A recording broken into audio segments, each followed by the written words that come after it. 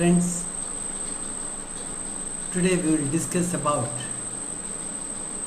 the constitutional development under the British government. The first few decades of the British rule, we see that they were absolutely commercial, authoritative, corrupt, and they were not interested in Indians at all. But this pattern of governance cannot last for a very long time. People naturally compare the British with the Indian rulers. Because most of the regions of India, they had started taking over. People will not keep quiet for a very long time. There will be confusion. There will be comments. There will be disturbance. Then later, that would culminate in revolt. So the British too wanted to exercise, maybe from their heart, or maybe they wanted to make Indians feel that the British are interested in their welfare too.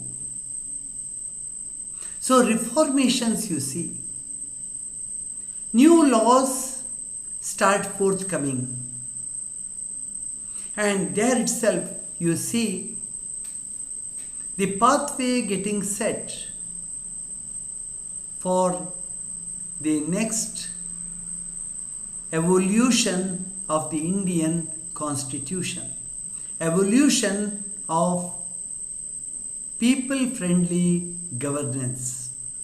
That did not happen overnight. That took almost 2 centuries. That took decades. Indians had to put up demands, and the British used to act on it. Accept a few, reject the rest. Accept a few, reject the rest. Or just enact as if they are interested in bringing everything to action, but only over a period of time. The first act of governance we see in the Regulating Act of 1773. Regulating Act. The word itself says, the term itself defines it, that the act was for regulating the company's governance of India. It was to regulate it, bring it to a certain system. What was the necessity for the Regulating Act of 1773? The greedy officials of the East India Company started misusing the provisions of Diwani rights. You know, in Diwani rights, lot of power got vested with the British government. The revenue started forthcoming. It had to be properly accounted for. And the officials of the company, on one hand, they made the company rich, wealthy, but on the other hand, they were interested in accumulating wealth. They wanted to become personally strong, gather, collect money for their personal account. So corruption bred. East India Company, which had come to India from the viewpoint of trade and commerce, became a very corrupt company too. The officials turned corrupt. The British government came to know about it. They knew but they did not have any other go. If these officials are withdrawn, company won't function. If they are permitted to continue, rather than making the company strong, they will start accumulating personal wealth. One of the great Englishmen, Edmund Burke, he comments on this in a very big way. He called the tax being paid by the East India Company to the British government as criminal tax. He called it criminal tax. It's not earned by right means, he said. He wrote letter after letter to the British government saying that the money that is paid as tax by the East India Company to the British government is ill-got, not well-got, ill-got. It's ill-got from the East India Company. This is not the way we should rule India. This is not the way we should earn money by exploiting Indians. This won't work out for a very long time. It will bring a very bad name in the international scene to the British government. It was Edmund Burke. He straightaway calls the tax which was being paid by the East India Company to the British government as criminal tax. You can understand what it is. By criminal ways, by exploiting Indians, the British government is earning this money through East India Company. But the British government, it remained silent. I told you the reason. Somehow it was functioning. They wanted everything to function and they too were getting enough wealth. So they kept quiet about the corrupt ways and means that were being practiced by the officials of the East India Company.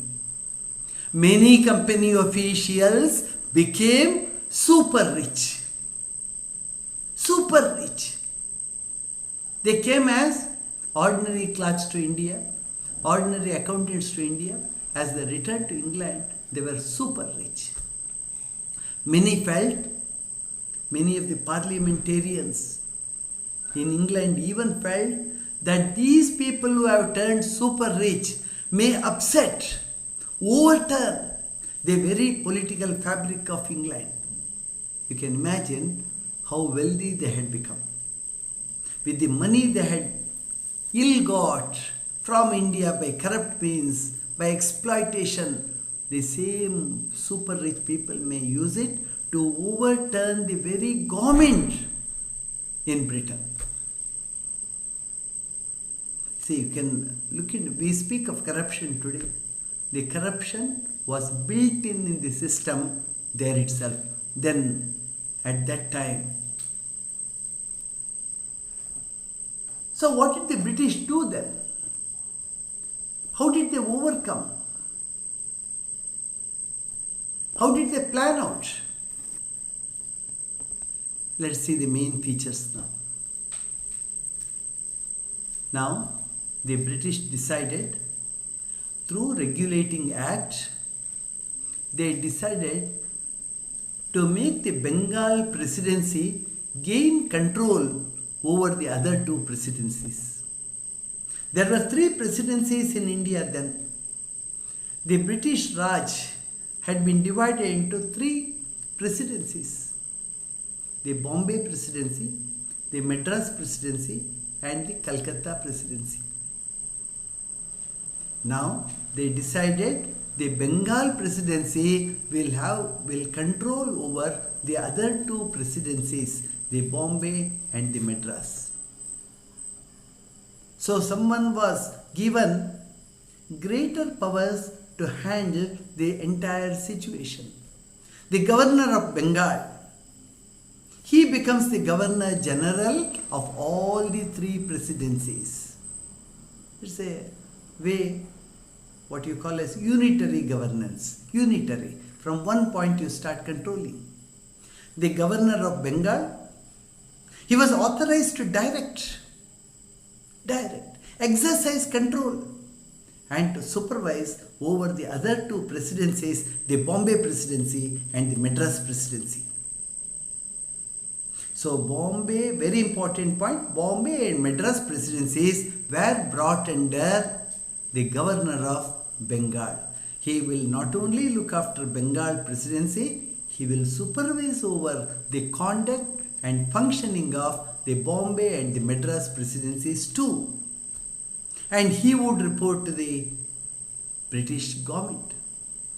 The Bombay and Madras Presidencies could not declare war on anyone or enter into any peace agreement with any Indian king, any Indian prince, without the permission, without the prior approval of the Governor General of Bengal Presidency. That means Bombay and Madras governors cannot act on their own. For everything, they have to take clearance from the Governor General, Governor of Bengal. He has to approve.